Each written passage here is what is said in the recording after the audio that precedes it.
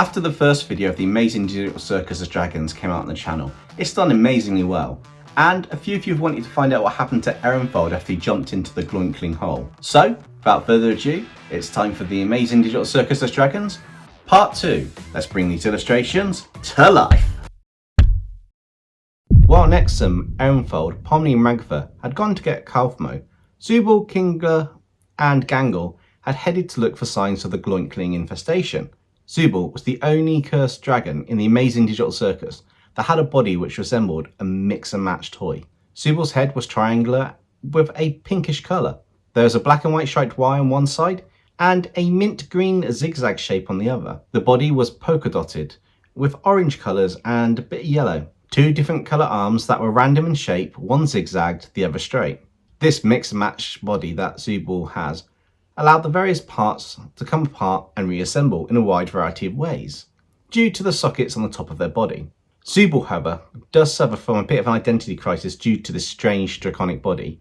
Thanks to this, they are extremely grouchy and irritable, often getting annoyed when any part of their body is in the wrong way. Zooble, Kinga and Gangle were looking around for signs of the infestation. While they were looking, a group of Gloinklings ambushed Zooble and took the parts of Zooble's body and ran off with all of them. As you can imagine, now that Zooble's body was in pieces and being carried away by the Gloinklings, the mood and demeanour of Zooble was extremely grouchy and somewhat sarcastic. In all fairness, anyone would feel this way if they were in that situation. As Zooble was being carried away, they shouted to Kinga and Gangle, calling them idiots for not helping as the Gloinklings were carrying them away. It was at this point Kinga shouted back, "Oh, hi Zooble, what are you doing over there?" Zooble was far from impressed, but half expected it, knowing Kinga's erratic and paranoid behaviour, as well as the forgetfulness or lack of awareness for the current situation that he's in. A few moments later, Kinga realised they should probably chase after the Gloinklings and Zooble. They chased the Gloinklings around the tent until they jumped into a rather large hole in the ground. At this point, Kinga and Gangle played a game of rock, paper, scissors to see who would go in the hole first after the Gloinklings. Gangle lost. Having a body made out of ribbons made it a bit difficult to win at times. With that, Gangle went over to the edge of the hole and reluctantly jumped in, followed by Kinga.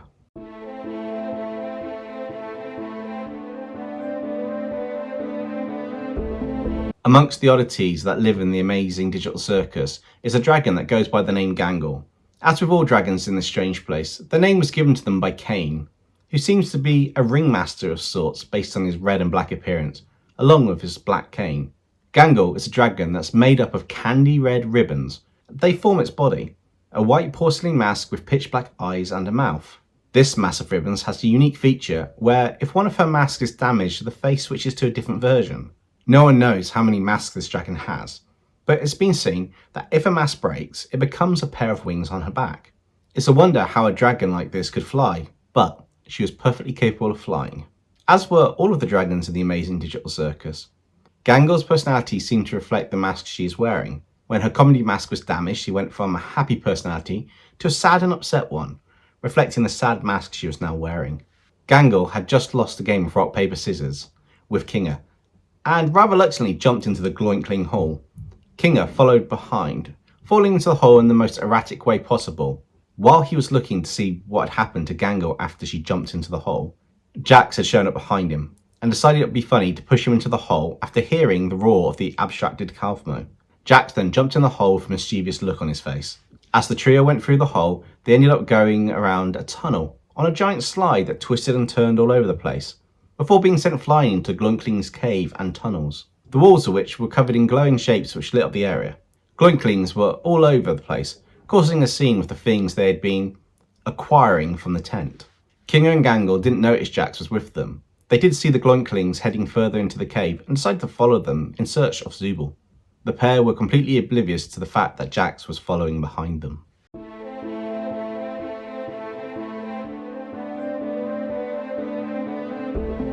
Okay, a bit of a shameless plug. If you like the artwork on the channel, why not join Patreon for just £5 a month, where you can get all the artwork from the videos along with inks. They normally come out a day before or on the day of a video. Alternatively, you could be a member on the channel. There's 2 tiers, and you get access to the artwork, members only posts, and the stylish emojis and badges that can be used in the comments. Out of all the dragons in the Amazing Digital Circus, Kinga was the most on edge. Of course, he had his reasons. He'd been in the circus the longest, and he had seen many before become abstracted. With no way out of the digital circus, and seeing people or cursed dragons give up and become extracted, over time, this has led Kinga to become more and more paranoid as well as erratic, often mumbling to himself, forgetting his surroundings. It was during the time that Nexum and Raghafer were heading down to find Erronfold after he jumped down into the giant hole in the middle of the floor. King and Gangle had headed down to the lower parts of the tent to see if they could find Zooble. King was walking with Gangle down a cave-like tunnel with an assortment of glowing shapes over the walls and ceilings. The deeper they went into the cave, the pair began to see more and more Gloinklings, some carrying parts of Zooble. Gangle was still a bit upset that one of her masks were broken when Pomni first appeared in this world of the Amazing Digital Circus. Kinga was still mumbling and acting erratic and paranoid, thinking something was following them. He was on edge, being very jumpy at most of the shadows in the cave. All of a sudden, Kinga felt something touch his arm and he yelled out in panic, and moments later heard a familiar voice. It was Jax. "Oh, Jax, where did you come from?" "I left Pomni and the other two with Raghafer and Kaufmo. Oh, by the way, he's fine." "That's good to hear. What are we doing here?" "Going to find the Gloinkling infestation and Zooble," said Jax. "That's right. We're bad at this," replied Kinga. It was at this point that Kinga turned and looked at Gangle, then screamed out loud in panic. He'd forgotten that he was there with Gangle before Jax turned up. After he calmed down, the group continued trying to find the rest of Zooble, who'd been carried away by the Gloinklings. It was at this point they came upon the Gloinkling Queen.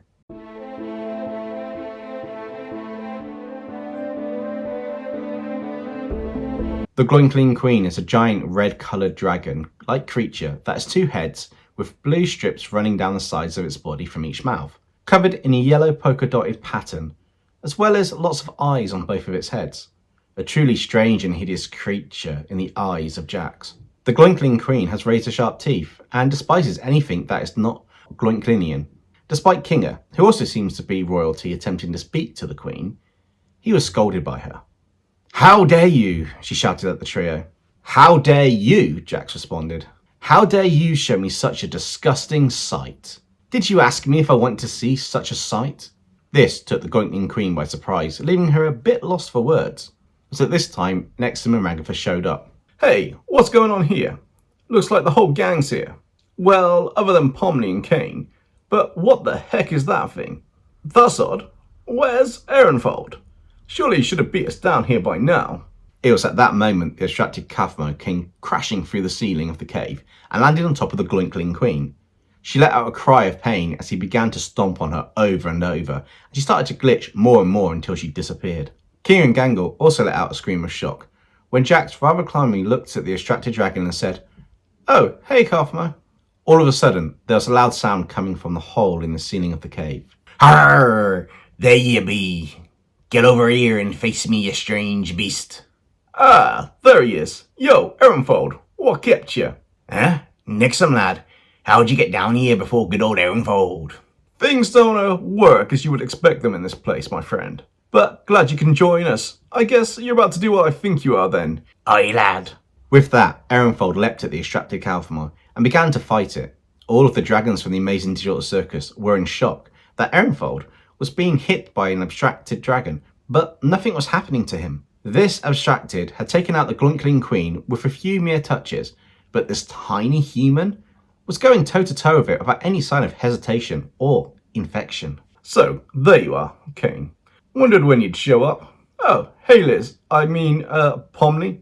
It was at this point Kane gave Nexum a displeased look before waving his cane and separating Erronfold and the distracted Kaufmo. Within the blink of an eye, Kane had brought them all back to the ground floor of the tent and opened up a new hole which led to the basement. Inside were numerous abstracted, all that were once human, then dragons, and now abstracted, trapped in this dark, lightless area. "What's the big idea? I was just getting warmed up. What gives? And why'd you close the hole to that place full of those beasties? Let me at 'em." Kane just closed the portal to the basement and decided to have a word with Erronfold and Nexum. However, Nexum had other ideas. "Sorry, Kane, but it appears that myself and Erronfold need to be making a move back to where we came from. Pomni, it looks like I won't be able to take you back with us. Not just yet, but we'll come back for you. That's a promise." With that, Nexum walked over to Erronfold and pressed the screen on his interdimensional device. A blinding light filled the room, and when it disappeared, Nexum and Erronfold were no longer there. The dragons all looked in shock at Kane, who just shrugged his shoulders. It would seem that these two tiny humans had escaped the Amazing Digital Circus.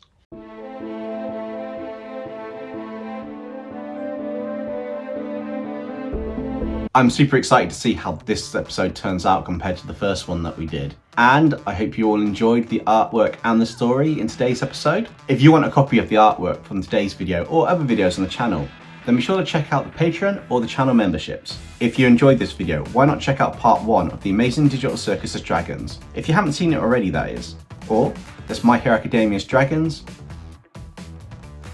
We even have a Phobias as Dragons series where we take fears and phobias and turn them into dragons. A quick reminder, there's no live stream this coming Monday.